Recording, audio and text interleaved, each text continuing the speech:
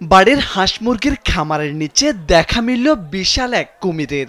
হাঁস মুরগি খেতে উপরে উঠে আসে কুমিরটি, আর তা দেখে ধরে ফেলেন এলাকাবাসী। তারপর সবাই মিলে কুমিরটির মুখ ও হাত পা বেঁধে ফেলেন মুহূর্তেই।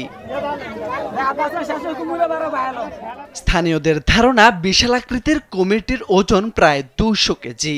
এই দানবীয় আকারের জ্যান্ত কুমিরটি এক নজর দেখতে ছুটে আসেন আশপাশের শত শত মানুষ। বুধবার রাত থেকে বৃহস্পতিবার দুপুর পর্যন্ত মানুষের ঢল নামে সেখানে। স্থানীয়দের দাবি, উদ্ধার হওয়া কুমিরটি এর আগে বাবুল নামের এক জেলের পায়ে কামড় দিয়ে মাংস নিয়ে যায়। পরে তিনি স্থানীয়ভাবে চিকিৎসা নিয়েছেন। স্যান্ডেলিনা সো, রূপচর্চায় আভিজাত্য। বুধবার রাতে লক্ষ্মীপুরের রায়পুরে খাসিয়ারচর এলাকায় এই কুমিরটি ধরা পড়ে। ঘটনাস্থল থেকে মেঘনা নদীর দূরত্ব প্রায় 2 কিলোমিটার। ধারণা করা হচ্ছে সুন্দরবন এলাকা থেকে স্রোতের সঙ্গে কুমিরটি ওই অঞ্চলে চলে আসে।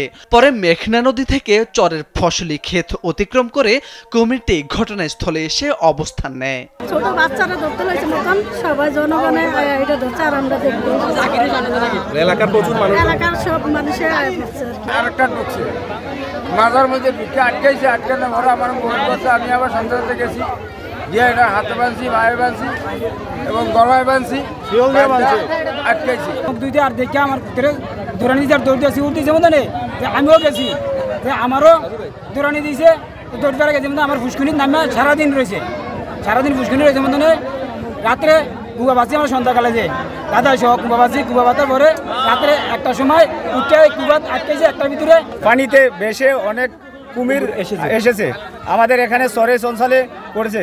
এখন আমাদের এখানে এক জেলেকে কামড় দিয়ে তার গোস্ত নিয়েছে, এখন সে বরিশাল হাসপাতালে আছে। এখন একটা ধরা খেয়েছে চরের ভিতরে, জনগণের ধরছে। এদিকে ফায়ার সার্ভিসের লোকজন সেটি উদ্ধার করে বন বিভাগের কাছে হস্তান্তর করেন। বৃহস্পতিবার দুপুরে কুমিরটিকে বন বিভাগের লোকজন তাদের হেফাজতে নেয়। কুমিরটিকে স্থানীয় জনগণ কর্তৃক রাত 1টা অবধি ধরে গাছের সাথে বেঁধে রেখেছে। তখন ইনু মহোদয়ের সাথে বিষয়টা আমরা আলোচনা করি। আলোচনার করার পরে বন বিভাগ এবং ফায়ার সার্ভিস কর্তৃক ঘটনাস্থল থেকে কুমিরটিকে নিরাপদ স্থানে নিয়ে আসার পরে আমরা এখন কুমিরটিকে বন বিভাগের কাছে হস্তান্তর করি। স্থানীয়দের দাবি, বিভিন্ন সময় খালে ও পুকুরে কুমির দেখতে পান তারা। এতে জনপদে আতঙ্ক ছড়িয়ে পড়ে। প্রায় 20 দিন আগে আরও একটি কুমিরের দেখা মিলে ওই চরে। তবে কোথা থেকে এত কুমির আসে তা জানেন না তারা। তাই বন বিভাগের উদ্যোগে এসব কুমির সংরক্ষণের দাবি স্থানীয়দের। মোর্শেদ আলম, কালবেলা।